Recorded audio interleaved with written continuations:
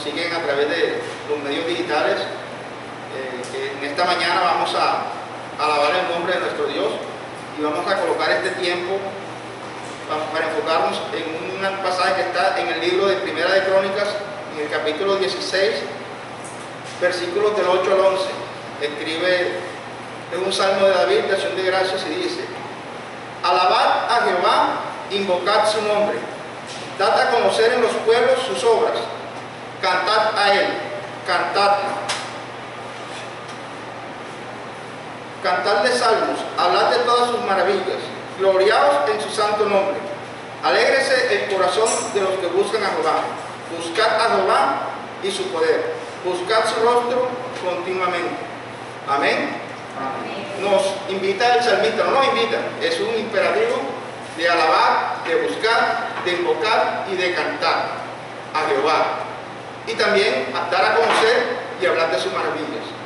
Nosotros como sus hijos día a día experimentamos sus bendiciones, sus misericordias, y en esta mañana vamos a alabar el nombre de ese Dios, el cual ha sido bueno, fiel y misericordioso con cada uno de nosotros.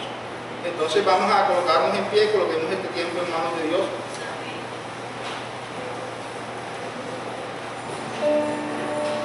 Amado Padre Dios Todopoderoso, te damos gracias, Señor, por esta mañana. Padre, te damos gracias porque tú eres digno de toda alabanza, tú eres digno de toda adoración, Señor, porque tu misericordia experimentamos día a día en nuestra vida y podemos dar testimonio a otros, oh Dios, de tu nombre, de tus maravillas, de tu grandeza y de cómo tú obras en la vida de cada uno de nosotros, Padre. Queremos en esta mañana presentarnos delante de ti con corazones agradecidos, alabando tu nombre, reconociendo quién eres tú en medio de nosotros, Padre. Que tú nos guíes a través de tu Espíritu, que nos guíes y prepares también nuestros corazones, Señor, para que podamos ser sensibles a la enseñanza del día de hoy, que sea una enseñanza que nos enfoque a hacer tu voluntad y a cumplir lo que tú quieres para nosotros, Padre.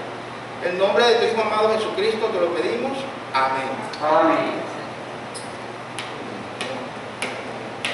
Alabaré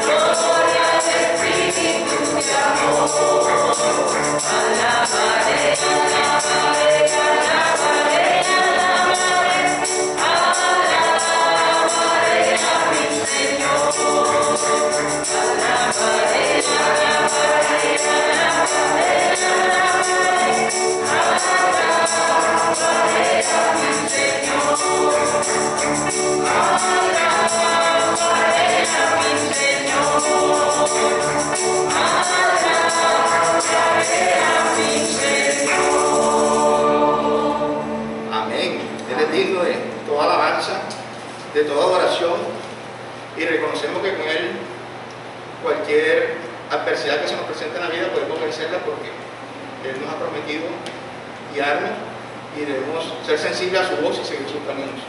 Entonces vamos a cantar con Dios.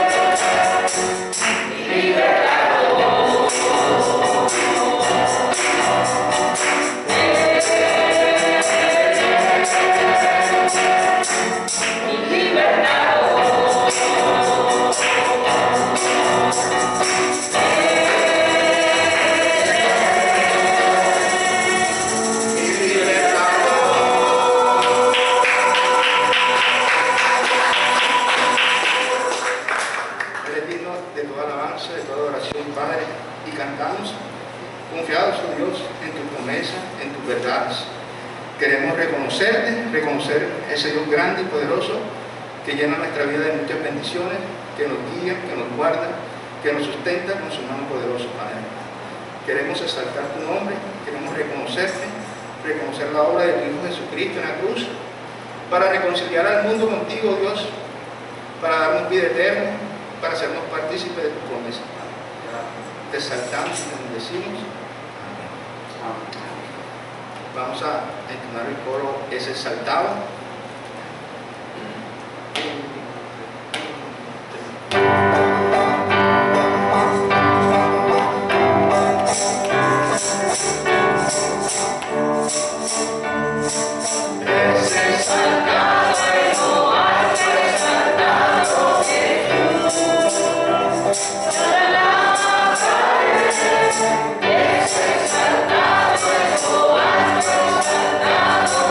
Yo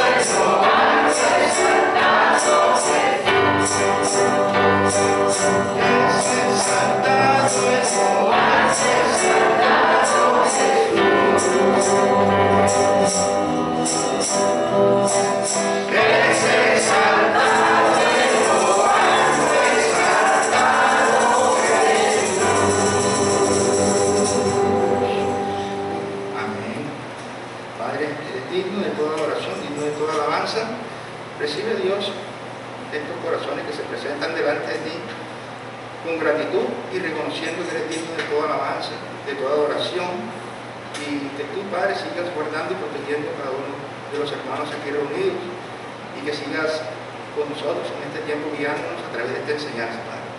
Que todo sea para gloria y honra de tu santo nombre. En Cristo Jesús. Amén. Bueno, hermanos, pueden sentarse. Vamos a condicionar para seguir el tiempo de enseñanza.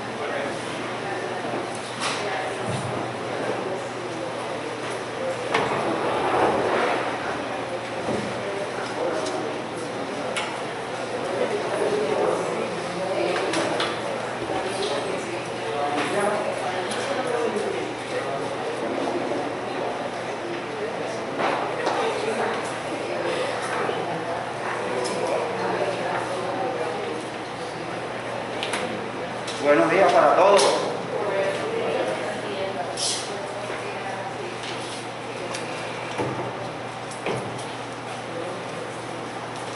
Damos una cordial bienvenida a todos los que están aquí presentes, a los que están conectados a través de las plataformas digitales, y queremos darle la bienvenida en esta mañana a Mari. Mari, bienvenida, es invitada por Madre. Entonces, bienvenida a nuestro medio. Y una bienvenida para todos los que estamos acá en esta mañana, que hemos sido fieles en llegar a pesar de la lluvia. Bendiciones.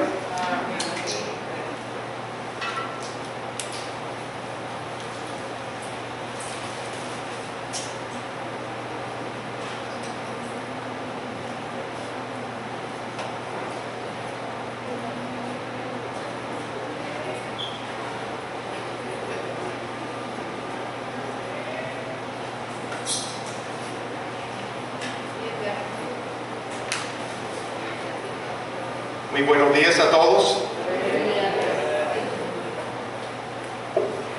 Es un placer tener la oportunidad de compartir la palabra otra vez en esta mañana.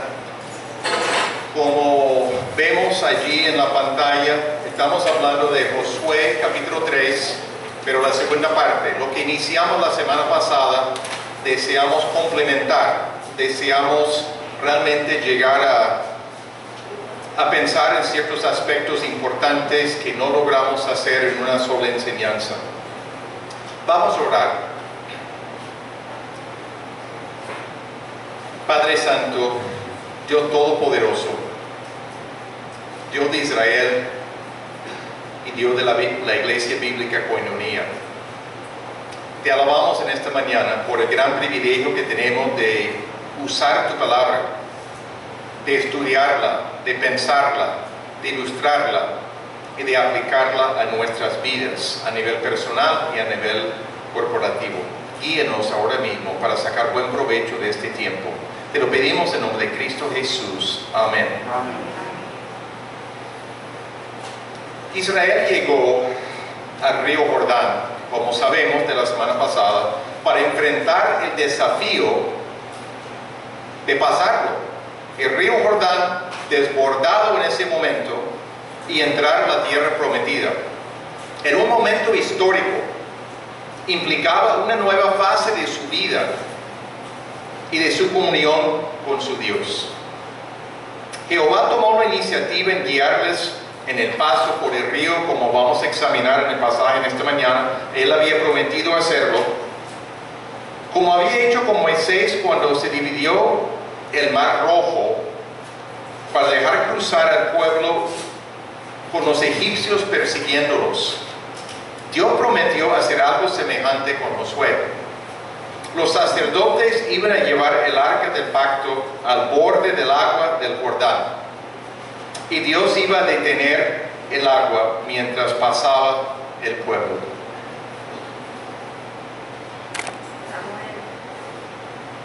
Vamos a leer en Josué capítulo 3, los versículos 14 al 17, que no leímos la semana pasada. Josué capítulo 3, 14 al 17.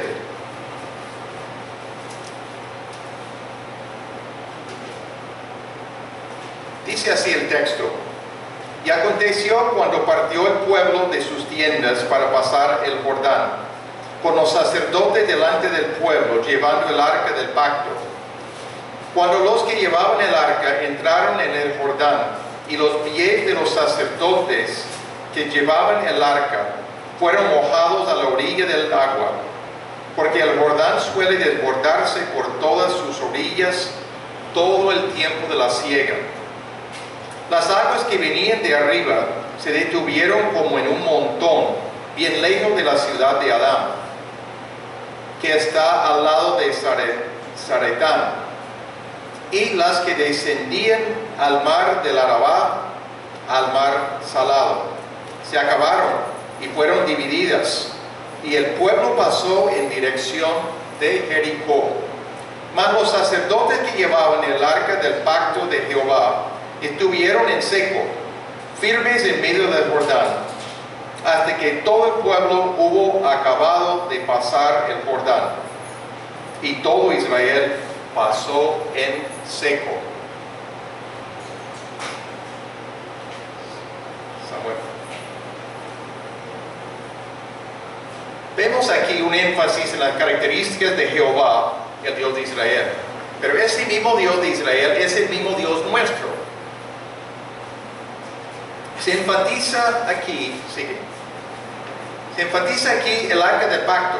Eso es un repaso de la semana pasada, pero para enfocarnos, porque si perdemos de enfoque quién es nuestro Dios, quién era el Dios de Israel, vamos a perder toda la orientación aquí de lo que se está intentando decir.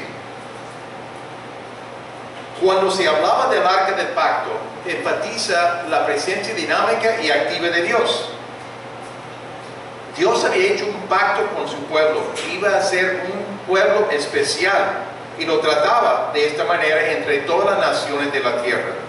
Pero el arca también hablaba de la santidad de Dios, debido a su lugar habitual, su ubicación en el tabernáculo. Estaba ubicado en el lugar santísimo, donde solamente el sumo sacerdote podría entrar un solo día en el año. Santidad de Dios, enfatizando eso. Pero también la distancia que debían guardar. De igual manera hablaba de su santidad. No podían acercarse tanto. Ustedes se acuerdan que hablaban de 2000 codos de distancia entre el arca y el pueblo. Estamos hablando de 900 metros aproximadamente. Una distancia significativa, mostrando que el acercamiento de Dios es algo de cuidado y necesitan seguir las instrucciones. ¿Sigue? necesidad de realmente santificarse. El pueblo necesitaba santificarse en anticipación a lo que Dios iba a hacer al dividir el río. Necesitaban prepararse, porque habla de la santidad de Dios de nuevo. No es que se llega a enfrentar eso de cualquier manera. Depende de muchas cosas, del corazón, de la mente, de estar anticipando la grandeza de Dios. ¿Sigue? La guía de Dios para entrar a la tierra prometida. Él prometió guiarles porque nunca habían pasado por ahí. Quería mostrarles el camino específico por dónde pasar y cómo hacerlo. Era muy notable, muy importante. Él estaba muy pendiente de su pueblo en todos los detalles. ¿Sigue? Conocerán que el Dios viviente está en medio de ellos, en contraste con los dioses muertos, que no eran dioses de verdad, de los pueblos que estaban alrededor, las 7 naciones que estaban en Canaán, los cananeos en general, para describir las 7 naciones. ¿Sí? 2 veces habla del Señor de toda la tierra. En este pasaje menciona 2 veces el Señor de toda la tierra. Los otros dioses de los pueblos muchas veces eran de un pueblo, de cierto sector, de cierto valle, etc. Dioses limitados. Pero se presenta como el Señor de toda la tierra, porque era el mismo Creador, el que dirigía todo, el Dios soberano. ¿Sigue? Este era el Dios que les va a guiar a la entrada de la tierra prometida. Y en la conquista, el pueblo no debe tener ninguna duda acerca de la capacidad de Dios y su voluntad para actuar. Es Dios que les está guiando. Es Dios que está proveyendo. Es Dios que les ha prometido la tierra prometida como herencia. Puesto que es el mismo Dios nuestro, no ha cambiado, debemos reconocer su trascendencia y su presencia en nosotros. Su presencia por nosotros en todas las tareas que corresponde emprender. El mismo Dios. El que leemos acerca de Él, que leemos aquí en este capítulo, definitivamente es el Dios poderoso, el Dios capaz de guiarnos en todas las cosas que nos toca emprender. Sigamos. Vamos a compartir unos momentos acerca de estos versículos que leímos, el paso del pueblo por el Jordán en seco. Todo sucedió como Dios había dicho. Las aguas detuvieron en un montón lejos de la ciudad de Adán. Adán se ubicaba a unos 25 kilómetros más al norte del río Jordán y estaba lejos de la ciudad. Dios secó, dividió el río Jordán en ese momento. Estuvieron en seco durante el paso del Jordán. Después de tener un río ahí, todo será lodo. Pero Dios secó la superficie. Y no es poca cosa que el pueblo de aproximadamente 2 millones de personas, con todos sus animales, sus ganados, etc., necesitan pasar en seco para entrar a la tierra prometida. No es poca cosa. Y el Jordán desbordándose en todos lados en ese tiempo del año. El gran milagro nos lleva a recordar el cruce del Mar Rojo por el poder de Dios. Lo que Dios hizo a través de Moisés con su vara en ese momento, dividiendo el mar, en el poder, la autoridad de Dios, sin duda. Pero vemos unos resultados importantes aquí. Primero, Josué fue exaltado entre ellos. Dios dijo que iba a engrandecer su nombre. específicamente, comenzando con ese momento. Josué fue exaltado entre el pueblo, pero también, Israel se animó con la obra de Dios. Al ver de nuevo Dios llegando delante de ellos, guiándoles paso a paso, se animó. Pero al tercer punto, los cananeos fueron aterrorizados. ¿Puede imaginar? El Dios que abrió el Mar Rojo, el Dios que les llevó 40 años de desierto, están allí pasando el río Jordán para posesionarse de la tierra. Un pueblo que tiene un Dios tan poderoso. Entonces, ¿qué vamos a hacer nosotros, las naciones allí, sino temblar? Significativo. Vamos a hablar de una lección grande para nosotros. Esto es algo de repaso de la semana pasada, una parte de esto, y es importante hacerlo porque necesitamos comprender ese momento histórico. La palabra hebrea, abar, que se utiliza 21 veces en Josué capítulo 3, capítulo 4 y el primer versículo del capítulo 5. Pasar, sencillamente, pasar en diferentes formas que se puede usar. Hay un énfasis tremendo en esa palabra. No es una palabra que fue usada para cruzar el Mar Rojo.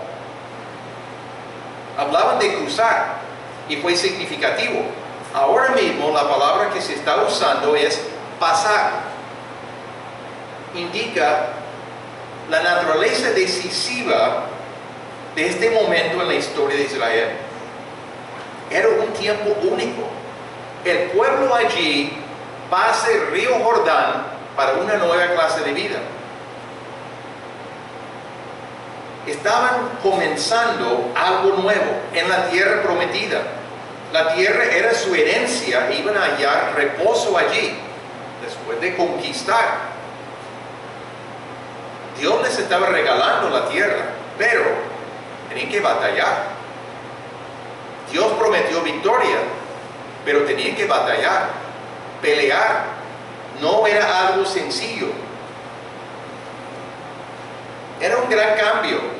Después de 40 años en desierto, viviendo en tiendas de campaña, 40 años, el nuevo lugar no iba a ser un lugar sin problemas, sino el desarrollo de lo que significa ser el pueblo de Dios, posesionándose de su tierra.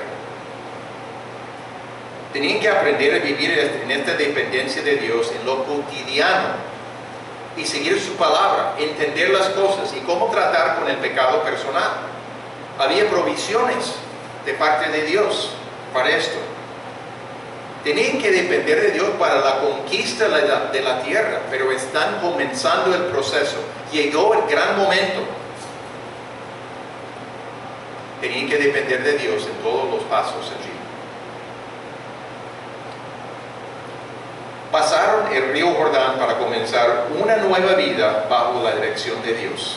Aprendieron a confiar en Dios para cada paso en la tierra prometida. Pensando por un momento, ¿cuáles son los momentos de transición en nuestras vidas? Momentos cuando hay diferencias, cuando estamos comenzando algo nuevo. Momentos de tomar decisiones espirituales importantes. ¿Cómo enfrentamos estos desafíos? ¿En nuestras fuerzas o en dependencia de Dios y su poder? ¿Somos propositivos en el cumplimiento de la voluntad revelada de Dios, revelada en la palabra? ¿O manifestamos pasividad? Voy a compartir unos ejemplos adicionales que no compartí la semana pasada acerca de lo aprendido en ciertos momentos decisivos nuestros, míos, en cuanto a cosas para aprender más acerca de Dios. Uno de estos momentos era la necesidad de enfrentar el secuestro de 2 compañeros de nuestra misión en el año 1989, enero, principio del año, fuera de Cali, en un campamento que se llama Llanito. El director de nuestra misión, y teníamos personal en ese tiempo, fue secuestrado. Yo era el subdirector. Llegué a ser el director encargado inmediatamente al saber del secuestro. Había muchas cosas nuevas, muchas preocupaciones por el bienestar de ellos. Recibimos asesoría de una entidad que tenía experiencia en el manejo de secuestros a nivel mundial, tenían un trasfondo en policía, experiencias significativas, y estaban ayudando a misiones como la nuestra que estaba enfrentando estas complicaciones. ¿Qué hacemos? Teníamos que manejar, yo tenía que manejar muchas situaciones nuevas. Pasé casi todo el mes de enero en Cali, más cerca al lugar donde tenía que coordinar con un capitán del ejército que era el encargado de una sección de secuestros. Tenía un archivo lleno de los casos que había en el Valle de Cauca únicamente. Los teléfonos no funcionaban, cosa rara en ese tiempo, ¿verdad? Yo no podía llamarle, tenía que ir cada 2 días para no molestarle cada día, para hablar, llevar noticias que yo tenía por haberme entrevistado con algunas personas, etc. Mantener el enfoque en nuestros hombres en el plano principal y no dejándolo al fondo de los papeles que había. Todo eso era nuevo. Nos habían dicho que teníamos que planear entre 10 y 12 meses para el desenlace. Yo era la única persona autorizada para poder hablar con cualquier contacto que los secuestradores iban a hacer. Ninguna otra persona de nuestra misión, si llamaban allí, tenían autorización para hablar. Tenían que decir, llama a Juan en tal número. La responsabilidad de pensar, la vida de ellos podría significar, lo que yo digo, ante amenazas posibles, vulgaridades, presiones. Uno no quiere enojarse, y sabiendo que enojarme o responder mal podría significar la muerte de estos compañeros. Una responsabilidad demasiado grande. Tenía que reconocer, yo no soy capaz de mantenerlos vivos, únicamente Dios puede hacerlo. Tenía que descansar en Dios, tenía que reconocer que Dios tenía que guiarnos en todo este proceso. Independiente de Él, era imposible manejarlo.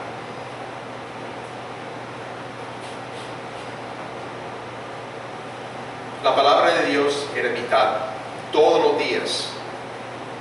Estaba hospedado con una familia en Cali. Logré hablar con Darlene cada 2 días, como digo, era antes de celulares, etc. ¿De qué hablábamos? Entre muchas cosas, lo que Dios nos estaba mostrando en la palabra de Dios. Era vital para enfrentar la presión de estos compañeros. Fueron liberados después de 68 días, muy temprano. Muchos detalles muy notables en eso que no voy a dedicar el tiempo en esta mañana. Pero era un momento de enfrentar algo nuevo y aprender a depender de Dios en situaciones que nunca había vivido. Otra situación. Cuando salimos de Barranquilla para ir a Guadalajara, México, tuvimos un mes en los Estados Unidos viajando y entramos en México en carro para comenzar una nueva iglesia con algunos compañeros más. ¿Cómo obtener la visa para trabajar? Totalmente distinto el proceso de visa en cuanto a cómo hacer las cosas que aquí en Colombia.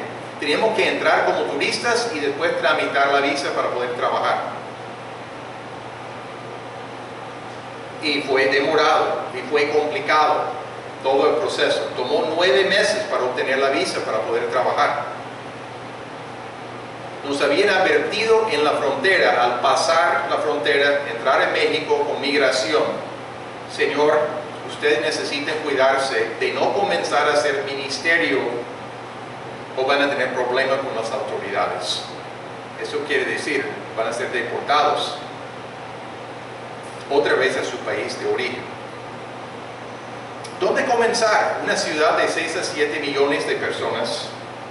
¿Cómo llegar a los corazones de los tapatíos, los locales? Hasta las palabras para las carnes, la corte de carne, de verduras, de frutas, tenían nombres distintos. Pensamos que era el mismo idioma, pero 10% de lo que hablan los mexicanos son palabras de náhuatl, el idioma de los aztecas. Había mucho que aprender. La manera de expresarse era totalmente distinto. ¿Bien? La cultura era muy diferente.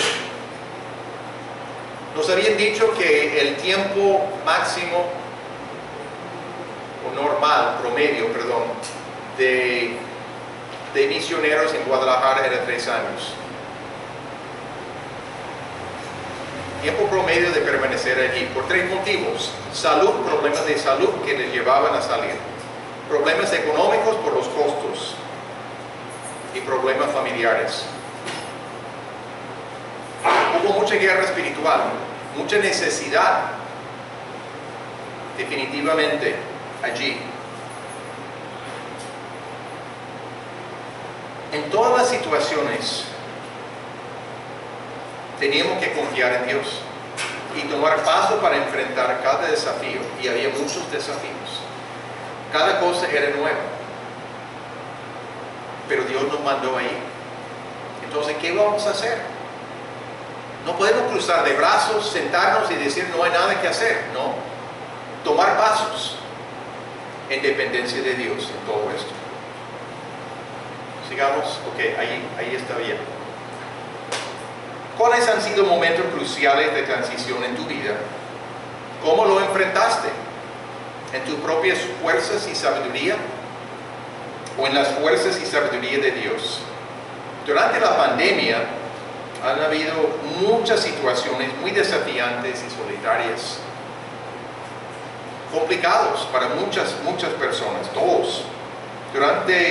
¿Cómo manejamos estos momentos de dificultad? ¿Aprendimos de Dios? ¿Qué aprendimos de las experiencias de la pandemia? ¿Hubo lecciones para nosotros? Y de experiencias anteriores para capacitarnos a enfrentar nuevos desafíos. ¿Sí? Aprendimos a confiar en Dios usando su palabra para refrescar nuestra memoria acerca de los atributos de Dios y su proceder con Israel. Usamos la palabra para identificar promesas apropiadas para nosotros y otras verdades relevantes para nuestras vidas. ¿Estábamos conscientes de la voluntad de Dios para nuestras vidas? Más allá de sobrevivir únicamente. ¿Solo vivimos sin propósitos significativos basados en la palabra? ¿Buscamos alinearnos con los propósitos de Dios aún en medio de situaciones difíciles? ¿O solamente tomamos en cuenta nuestra comodidad? Dios está presente para su pueblo en cada cosa y desea obrar y guiarnos en estas cosas.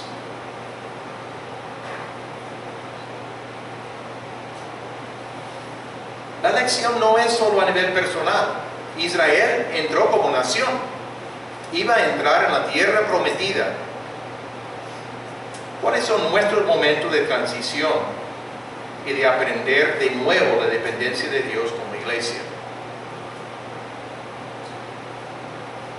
El inicio de la pandemia era un momento de transición como iglesia. ¿Cómo podríamos funcionar sin poder reunirnos presencialmente? ¿Cómo seguir evangelizando y discipulando? ¿Cómo seguir formando liderazgo con nuestras limitaciones? Dios tiene que guiarnos en todas estas cosas. Listo, hasta ahí. Las condiciones del mundo no son estáticas. Hay cambios constantes. Entendemos eso. A veces es más fácil para nosotros quedarnos cómodos con situaciones que conocemos, pero el mundo no es así. Algunos de estos cambios nos afectan mucho y requieren respuestas. Estas respuestas exigen cambios para nosotros. Diferentes maneras de hacer las cosas. Estos cambios, estos nuevos desafíos nos exigen, nos estimulan a confiar en Dios y ser guiados por Él, como iglesia. Sí. Jesucristo nos dio la tarea grande que no podemos llevar a cabo en nuestras fuerzas, la gran comisión. Esta comisión no está en pausa. Durante los muchos meses de la pandemia ya no tienen que preocuparse. Yo no encuentro esto en la palabra, pero la manera de llevar a cabo las cosas son muy diferentes. Sigue vigente, pero las maneras deben cambiar de poder cumplir con esas tareas. Listo, hasta ahí. ¿Cómo preparamos para seguir plantando nuevas iglesias? ¿Cómo tener suficientes líderes para la tarea? ¿Cómo seguir preparando siervos y aprendices para nuevos grupos familiares? ¿Cómo incorporar a personas nuevas que lleguen a conocer a Cristo, a responder a Jesucristo en arrepentimiento y poner su fe en Jesucristo y lo que Él hizo en la cruz, pagando por nuestros pecados? Tenemos que recordar quién es nuestro Dios y sus promesas de estar con nosotros. No podemos enfrentar estos desafíos en nuestras fuerzas. Por eso que es importante, por eso que quería repasar inicialmente lo que era la situación. Tenemos que recordar quién es nuestro Dios. Vamos a flaquear, vamos a desanimarnos, vamos a desmayar si no mantenemos el enfoque en la persona de nuestro Dios. Si intentamos seguir adelante sin tomar en cuenta a Dios, vamos a fracasar y quedar agotados, sin esperanza y sin visión. No hay ninguna duda de esto. Pasamos. Quisiera hablar algo de experiencia corporativa en el inicio de la Iglesia Bíblica Koinonia. No se llamaba eso en el principio tampoco. Pero para saber, voy a tener que brincar, no puedo decir todas las cosas. Quiero expresar que este es un proceso. Plantar una iglesia es un proceso. Hay mucho que aprender, pero requiere esfuerzo y Dios guía en el proceso. Nosotros, cuando Darlene y yo llegamos a Barranquilla en el año 1979, mes de julio, pasamos un año en la iglesia del Paraíso, la única iglesia de la IBM que se llamaba ASIEMAG en ese tiempo, aprendiendo más el idioma y la cultura. Ya habíamos estudiado el español, pero uno no llega hablando con soltura. Hicimos una propuesta después del año de tener una familia de la iglesia del Paraíso que vivía en un sector donde pensamos posicionarnos en Ciudad Jardín, y luego algunas personas recién evangelizadas, y comenzamos en Ciudad Jardín en una casa, pero no los domingos en la mañana, sino los domingos por la tarde, un estudio bíblico. También al mismo tiempo participamos en Los Olivos, con una iglesia nueva que se estaba iniciando precisamente allí. Yo fui los miércoles para trabajar con la pareja que vivía allí y participábamos en los cultos los domingos, alternando con Armando Pineda. La familia Pineda de Paraíso estaba viviendo allí seleccionada para trabajar. Trabajando en dos lugares al mismo tiempo, mientras se estaba desarrollando. El inicio era lento en Ciudad Jardín. uno de los enfoques que teníamos que tener era evangelismo y discipulado a nivel personal. Durante ese tiempo se escribió el estudio básico para poder compartir el evangelio, una herramienta que usábamos. Algunas personas que habían participado en un grupo estudiantil mientras estaban en la universidad, ya se habían graduado, eran profesionales, se juntaron con nosotros porque el grupo con el cual habían estado se desvió doctrinalmente. Trabajamos en evangelismo discipulado, pero también en intentar capacitar a todos los que estaban participando con nosotros en ese momento para poder hacer lo mismo. Movilizar a los creyentes para el ministerio. Enfocados en evangelismo discipulado como lo más básico.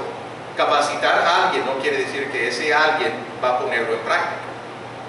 Entendemos la diferencia, pero hay que comenzar con algo. Buscamos la reproducción de cada persona que llegó a conocer a Jesucristo para que esta persona, al entrenarse, al entender lo que significa caminar con Jesucristo, pudiera también comenzar a compartir el evangelio, guiar a otras personas de la misma manera. Hubo contacto y estudios que iniciamos con un grupo pequeño de varones universitarios y agregamos a 2 mujeres de la misma edad, universitarias, que estaban en la congregación en ese momento.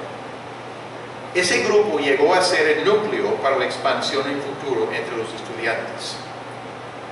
Tuvimos unas 8 personas, cada domingo en la noche estaba reuniéndome con ellos. El secuestro sucedió durante ese tiempo también en el año 1989. Nosotros salimos del país por un año, junio de 89 a junio del año 90. ¿Con qué fin? Para seguir estudiando en el seminario, pero también de poder visitar iglesias y personas, familias que nos apoyaban para poder dar informe. Cuando salimos hubo 30 estudios evangelísticos sucediendo. Un grupo de aproximadamente 60 personas que estábamos reunidos en un semisótano en el barrio Campo Alegre. El espacio para las ventanas estaba, pero no hubo la plata para instalar ventanas inicialmente. Cuando llovía, tocó arrinconarnos contra una pared porque el agua llegaba, un aguacero que llega cada cuanto aquí en Barranquilla en épocas de invierno. Con 30 estudios evangelísticos, pero sin la capacidad de supervisar el progreso o ayudar en caso de detenerse, alguien encuentra un problema y el estudio se queda ahí con la tercera lección, sin la capacidad de saber qué estaba pasando con 30 estudios diferentes. Había gente motivada para compartir, pero logré tomar una clase en ese año de plantar iglesias celulares, iglesias de grupos familiares. Tenía la misma filosofía de ministerio presentado en este curso que yo había desarrollado anteriormente. Vi soluciones para diferentes situaciones que tuvimos manera de multiplicar nuestro esfuerzo ministerial. Por ejemplo, de poder supervisar estos muchos estudios, utilizando siervo y aprendiz de cada grupo familiar para saber lo que estaba pasando en los miembros del grupo y quienes estaban estudiando con otra persona y poder ayudar en el proceso. Hicimos transición para hacer una iglesia de grupos familiares. En el año 90 realmente arrancamos a principios del año 91. Martín y Chachi se juntaron con nosotros de Cartagena en el principio del año 91. Gracias a Dios por ellos. En los años 90, Dios obró grandemente en la vida de muchos universitarios y hubo un movimiento de Dios entre ese grupo. Muchos llegaron a conocer a Jesucristo. No todos se quedaron como es normal, pero había muchas personas que fueron expuestas al Evangelio, diferentes planteles en las universidades de la ciudad. Seguimos capacitando a personas en evangelismo, discipulado y en dar atención pastoral por medio de los grupos familiares y atención específica a nivel personal. Aprendimos mucho lo que significaba trabajar en equipo, apoyándonos y dependiendo de los puntos fuertes de cada uno. Algo de historia muy rápida. ¿Qué quiere decir? No es fácil plantar nuevas iglesias. Es un proceso. Pero Dios nos ha dado visión. Seguimos. Algunas implicaciones para la iglesia actual. ¿Sí? Necesitamos tener una visión clara de lo que Dios desea de nosotros. Lo puse en forma muy simplificada. Seguir evangelizando y discipulando y plantar más iglesias. Seguir formando más líderes para poder expandirnos. No estamos hablando de mega iglesia, estamos hablando de iglesias de tamaño mediano para poder alcanzar y tener presencia en diferentes lugares de la ciudad. Sí. Esto es importante lo que voy a compartir. Nuestro llamamiento para regresar a Colombia precisamente era para plantar más iglesias con colombianos calificados e idóneos.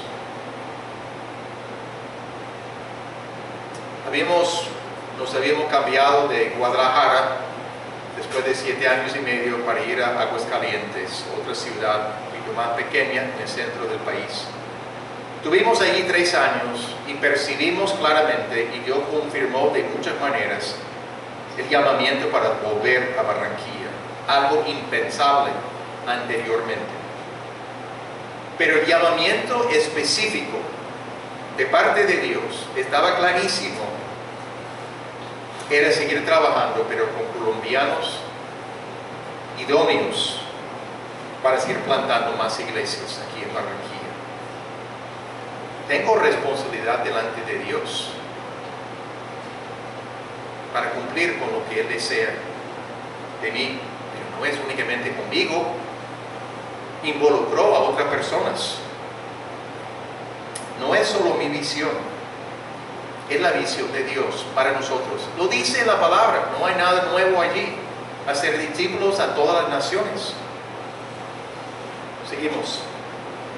La importancia de una visión de pasar de algo como Israel, de pasar a algo mucho más significativo como Israel pasó a la tierra prometida para establecer una nueva vivencia allí en su tierra. Tenían que conquistar el territorio.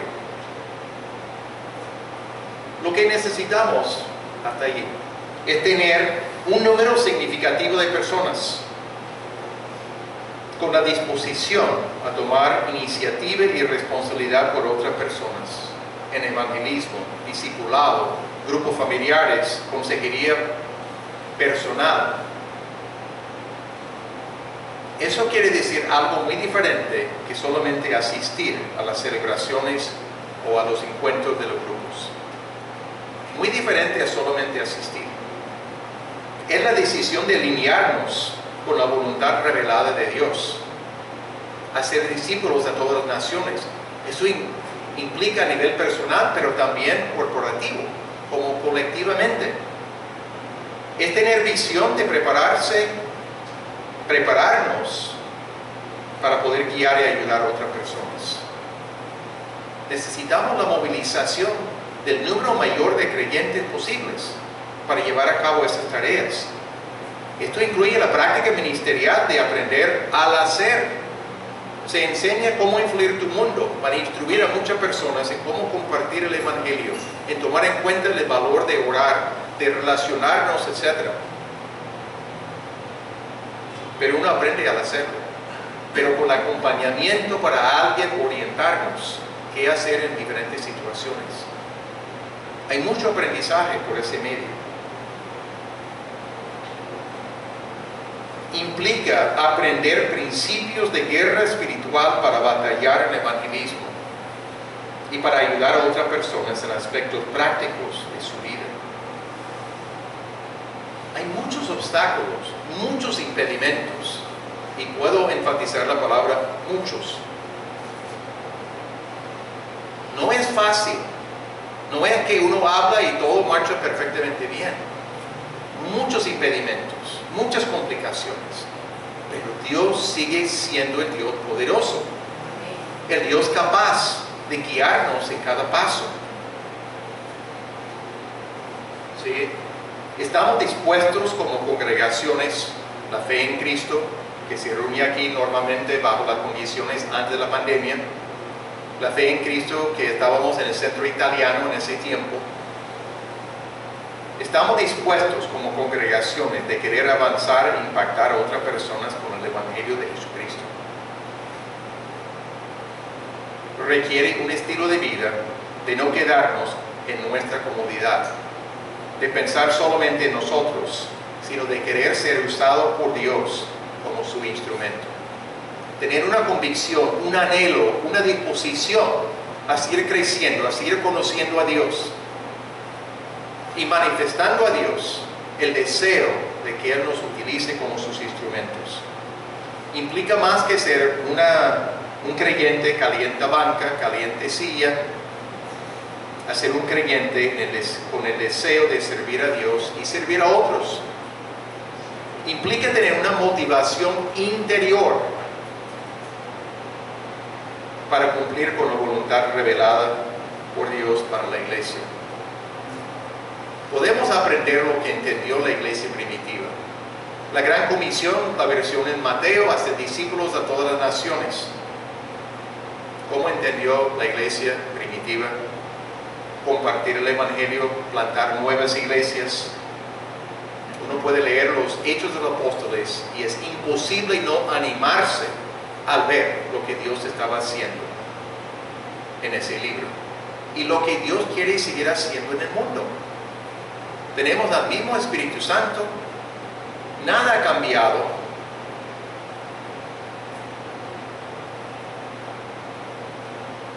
Podemos elevar nuestra vista para pasar a algo mucho más grande que solo existir como congregaciones, a poder tener un impacto más grande como instrumento de Dios. Implica elevar la vista. Pasar el río Jordán era el lugar de Israel. Estamos hablando de otro salto. Estamos hablando de otra visión aún mayor y comprometernos con Dios como personas y como iglesia. Oremos. Padre amado,